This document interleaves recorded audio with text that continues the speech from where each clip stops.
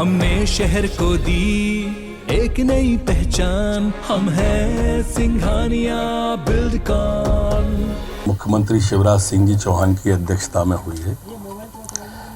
मैं पहले तो उन लोगों के साथ सहानुभूति रखूंगा जो ये कह रहे थे कि घूमने जा रहे हैं, पिकनिक पे जा रही है सरकार, और आपसे प्रार्थना कि आप न पक्ष की सुनना न विपक्ष की सुनना, आप सब आए और निष्पक्ष रूप से बताना कि कोई घूमता हुआ कहीं मिला क्या। और इसलिए मैंने सहानुभूति की बात कही कि जो लोग ट्विटर पे और पेपर पे राजनीति करना चाहते हैं वो युग समाप्त हो गया है। माननीय मुख्यमंत्री शिवराज सिंह जी की ये सरकार है, ये बहुजन हिताय बहुजन सुखाय ही सोचती है। और आज महत्वपूर्ण बैठक दूरवादी में आपने देखा होगा कोई एसी का पंडाल नहीं है, कहीं कोई एसी नहीं देखा होगा, कोई देवदार कोई चीड़ कह रहा होगा, उन वृक्षों की छांव में हम आपको बैठे दिखे होंगे। पूरा दिन हो गया, देर तक चलने वाली है बैठक। लगभग आधे भी समूहों की अभी प्रेजेंटेशन पूरा नहीं हुआ है। आज जो प्रेजेंटेशन हुआ उसमें जो हमारी पूर्व की योजनाएं हैं, खासकर वो जो बंद कर दी थी कमलनाथ जी के आदरणीय के द्वारा, उन्हें नए रूप में पुनः आप सबके सामने रखना। उसमें से हमारी महत्वाकांक्षी योजना मुख्यमंत्री तीर्थ दर्शन योजना, अब ये पुनः अप्रैल में प्रारंभ होगी और अप्रैल में हमारी 4 ट्रेनें रवाना होंगी। पहली ट्रेन में माननीय मुख्यमंत्री जी समेत पूरा मंत्रिमंडल रवाना होगा और काशी विश्वनाथ और कबीर चौरा जो हमारा तीर्थ स्थान है काशी में, और पतित पावनी गंगा माँ का स्नान और आशीर्वाद, ये ट्रेन लेके इस योजना का प्रारंभ किया जाएगा। उसके बाद नए स्वरूप में नए सुधारों के साथ भी इसको अब आगे लागू करेंगे। हमारे रेल के साथ साथ बस में भी इस यात्रा को हम प्रारंभ कर सकते हैं, ये विचार भी समूह का आया था। छोटे समूहों को रेल की बोगी आरक्षित करना, इस यात्रा पर भी विचार समूह ने रखा था। दूरस्थ स्थान जो हैं और बुजुर्ग व्यक्ति अगर हमारे हैं तो क्या इन्हें हम हवाई जहाज से भी यात्रा करा सकते हैं, ये विचार भी आम सहमति से आया था। प्रत्येक बोगी पर जिले का नाम अंकित होगा, जिससे हमारे जो तीर्थयात्री बुजुर्ग हैं उन्हें दिक्कत ना आए, परेशानी न हो। बुजुर्गों की सुविधा का पूरा ध्यान, उनके रजिस्ट्रेशन का पूरा ध्यान। अगर व्यक्ति की उम्र ज़्यादा है और पत्नी की उस सीमा में थोड़ी बहुत कम है तो दोनों को साथ रखने का ये सुझाव भी आया, जिस पर समूह की सहमति थी। ऐसे मुख्यमंत्री तीर्थ दर्शन योजना के बाद में मुख्यमंत्री कन्यादान योजना, ये दूसरे समूह का प्रेजेंटेशन था जो आपके पास भी फोल्डर है। मैं यहाँ यह कहना भी प्रासंगिक समझता हूँ कि ये मुख्यमंत्री कन्यादान योजना जब माननीय शिवराज सिंह जी चौहान मुख्यमंत्री नहीं बने थे, उसके पहले से वो इस तरह की कन्यादान योजना करते थे अपने क्षेत्र में, और उसके बाद मुख्यमंत्री बनने के बाद पूरे प्रदेश में इस योजना को उन्होंने लागू किया। ये योजना भी अगले माह से ही लागू की जाएगी, प्रारंभ कर दी जाएगी बड़े स्तर पर, और इसकी राशि बढ़ाने का भी सुझाव, जिससे बैठाल के भोजन कराने की परंपरा भी हमारी प्रारंभ हो सके, वो सुझाव भी हमारे समूह के द्वारा आया है। वर्तमान में 2 विभाग इस योजना को संचालित करते हैं। इस पर आम सहमति बन गई थी कि एक ही विभाग कर दिया जाए, 2 विभाग न हो, जिससे आप सबने भी एक विसंगति देखी होगी या सुनने में आता होगा, एक ने वहाँ उसमें शादी कर ली और दूसरे में इस दूसरे स्थान पर वो आके पुनः शादी करने लगा, ऐसी कोई विसंगति ना आ जाए। दंपतियों को प्रमाण पत्र भी देने का इस बार से तय किया है। विवाह की राशि के स्थान पर गृहस्थी के उपयोगी सामान जो होते हैं वो अच्छे सामान, क्वालिटी युक्त सामान उनको दिए जाएं, गुणवत्तापूर्ण सामग्री दी जाए, ये सुनिश्चित करने का भी कहा है। और पारदर्शी व्यवस्था, जैसे अभी ई से आया है या जेम के द्वारा आती हैं, जो नई टेक्निक आई है उस टेक्निक के द्वारा भी ये सामान गुणवत्तापूर्ण सबके पास पहुंच जाए। और इस पूरे विवाह का, साल भर के विवाह का कब कब कहाँ कैसे कैसे होंगे, इसका एक कैलेंडर पूरे साल का ही जारी कर दिया जाए, जिससे कि लोगों को रजिस्ट्रेशन कराने में और स्थान ढूंढने में कोई दिक्कत ना आए। एक बहुत महत्वाकांक्षी योजना लाडली लक्ष्मी योजना थी। उस लाडली लक्ष्मी योजना को गोहरगंज में मुख्यमंत्री जी ने 2 मई को पहली प्रारंभ की थी। अब हमारी लाडली लक्ष्मी बेटियां भी 15 साल 16 साल की हो गई हैं और कॉलेज में जाने वाली हो गई हैं हमारी कुछ बेटियां। इसलिए 2 मई को लाडली लक्ष्मी दिवस के रूप में पूरे प्रदेश में ये मनाया जाएगा। ये 2 मई से 11 मई तक चलेगा और अलग अलग स्थानों पर ये कार्यक्रम होंगे। इस पूरे सप्ताह में 10 दिन में इन बेटियों को अब कौशल प्रशिक्षण भी दिया जाएगा, जैसे नर्सिंग की ट्रेनिंग, एएनएम के पदों पर चयन के लिए ट्रेनिंग, जिससे इनकी संभावना बढ़े।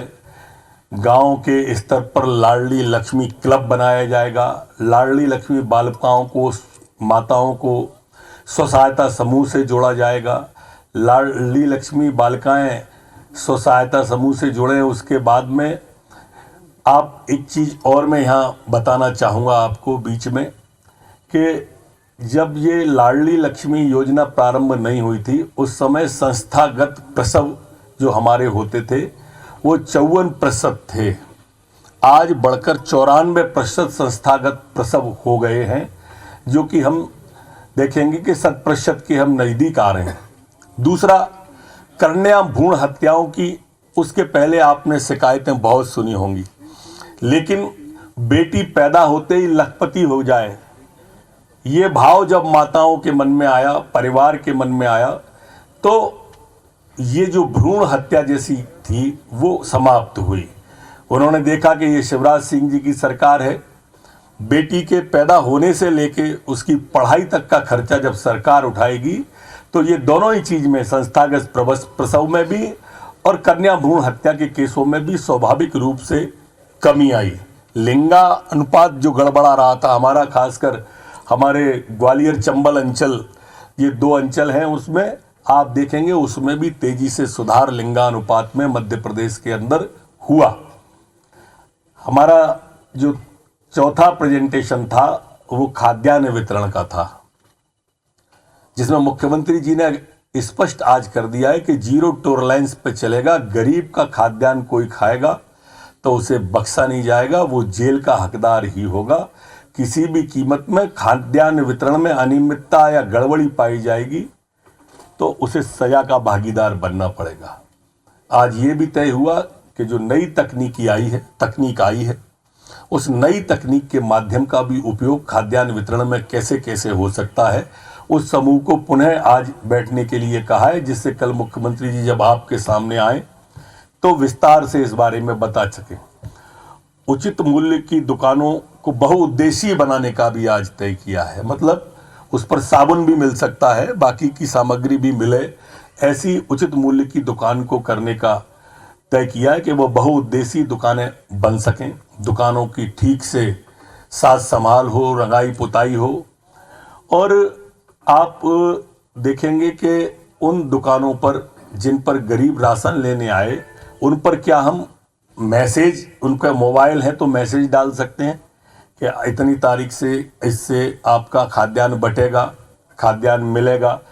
जनजाति विकास खंडों में वाहनों से जो वितरण कराया गया है, उनमें भी अब जीपीएस सिस्टम लगाने का तय कर रहे हैं कि उन वाहनों में भी जीपीएस सिस्टम लगाया जाए और खाद्यान्न वितरण के बारे में भी विस्तार से पुनः आज बैठ करके एक एक पहलू पर विचार होने वाला है। लेकिन ये स्पष्ट संदेश मुख्यमंत्री जी का है कि इसमें कोई भी गड़बड़ी हम बर्दाश्त नहीं करेंगे। सीएम राइज स्कूल जो एक महत्वाकांक्षी सरकार की नई योजना है, इसके लिए आज स्पष्ट माननीय मुख्यमंत्री जी ने कहा है कि जहां भूखंड नहीं है उपलब्ध, वहां पर कलेक्टर व्यवस्था करें, खरीदना है, एक्वायर करना है वो करें, लेकिन भूमि उपलब्ध तत्काल कराएं और सीएम राइज स्कूल को आदर्श स्कूल के रूप में स्थापित करना है, ये तय हुआ है। यह भी तय हुआ है कि जिला स्थान, अनुभाग, ब्लॉक जहां भी सीएम राइज स्कूल बनेंगे वो उन सबका डिजाइन एक सा होगा और प्रत्येक विद्यालय के नाम के आगे महापुरुषों के नाम को जोड़ा जाएगा। इन स्कूलों के अंदर स्मार्ट क्लास, लैब, खेल का मैदान, लाइब्रेरी, ये सारी व्यवस्था एक ही स्कूल के अंदर होंगी। पास के गांव से भी प्राइवेट बसें बच्चों को लेके आएंगी और हमारे गरीब का बच्चा भी उच्च शिक्षा ग्रहण कर सके, उच्चतम मापदंडों की शिक्षा ग्रहण कर सके, ये इसमें रखा गया है। स्कूल के जो शिक्षा नीति है उसके प्रावधान लागू करेंगे। इस स्कूल के शिक्षकों को अन्य शासकीय कार्य में नहीं लगाया जाएगा। स्कूलों के परफॉर्मेंस का हर साल ऑडिट होगा और उस ऑडिट के आधार पर शिक्षकों की भी गुणवत्ता इसके अंदर जांची जाएगी और पढ़ाई की गुणवत्ता भी जांची जाएगी। कौशल संवर्धन से संबंधित कोर्स भी इन स्कूलों में संचालित किए जाएंगे। खेल शिक्षक आवश्यक रूप से इन सभी स्कूलों में रखे जाएंगे। स्वास्थ्य विभाग के बारे में भी हमारे मंत्रियों के समूह ने अपनी विषय को रखा। इसमें हमारे मेडिकल कॉलेजों से संबंधित अस्पताल जो हैं, जिला अस्पताल, उसमें उनको सुपर स्पेशली अस्पतालों में विकसित किया जाएगा। सिविल और जिला चिकित्सालयों का बेहतर संचालन सुनिश्चित किया जाएगा। स्टाफ और अन्य संसाधनों की कमी ना आए, इस विषय पर भी विस्तार से आज बात हुई है। संजीवनी क्लिनिकों को और सशक्त बनाने पर आज बातचीत हुई है। जैसा आप सब जानते हैं, माननीय प्रधानमंत्री जी का भी और मुख्यमंत्री जी की भी जो स्वेच्छानुदान की राशि है, वो स्वेच्छानुदान की राशि तर्कसंगत रूप से गांव गरीब किसान तक पहुंच सके। गंभीर बीमारियों की पहचान के लिए जिला स्तर पर 3-3 कैंप लगाने का भी तय किया है। चिन्हित व्यक्तियों को आवश्यक इलाज के लिए अगर रेफर करना है तो वो रेफर करेंगे। प्रधानमंत्री आयुष्मान कार्ड को और ज़्यादा विस्तृत रूप से और विस्तारित रूप से आखिरी छोर के व्यक्ति तक, अंत के व्यक्ति तक पहुंचाकर अंत के व्यक्ति के उदय करने के लिए क्या क्या किया जा सकता है, ये सभी अभी आए हैं। अभी और विभाग बाकी है, देर रात तक बैठक चलने वाली है। सर, ये जो कैबिनेट की रेल यात्रा जो है काशी विश्वनाथ वाली, की तारीख तय हुई क्या? और दूसरा, हवाई यात्रा के लिए भी क्या इसको जोड़ने के लिए कोई प्रपोजल है? महीना तय हो गया है कि अगला महीना है अप्रैल का।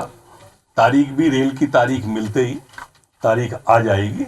4 रेलें हमें मिल जाएंगी अप्रैल में, ऐसी हमको लगता है, जैसी बातचीत में लगा है। जहाँ तक आपका दूसरा सवाल हवाई यात्रा का है, तो हवाई यात्रा के बारे में भी आम सहमति बनी है कि बुजुर्गों को जो दूर के स्थान होंगे वहाँ हवाई यात्रा कराई जाए। सर, ये सेंट्रल से भी कल कोई वक्ता या उद्बोधन के लिए कोई आएंगे क्या, दिशा निर्देश? माननीय मुख्यमंत्री जी और सभी मंत्रीगण इस चिंतन बैठक में पूरे समय रहने वाले हैं। सर, कैबिनेट में आप लोग जो डिसीजन करते हो या जैसा भी मतलब भवन में बैठ के होता है, यहाँ बैठक और वहाँ बैठक में दोनों में अंतर क्या निकला? यहाँ कुछ ज़्यादा आप लोग काम कर पा रहे हैं कि वहाँ नहीं कर पा रहे? देखिए, वो बैठक का एक समय निश्चित होता है और एजेंडा भी तय रहता है। इसका भी तो एजेंडा पहले से तय। और इस बैठक के अंदर जब हम बात कर रहे हैं तो देर तक एक विषय पर चिंतन करते हैं, मंथन करते हैं और अन्य विषय भी निकल के उद्भूत होते हैं और निकल के आते हैं। लगातार बैठने से ये लाभ होता ही है।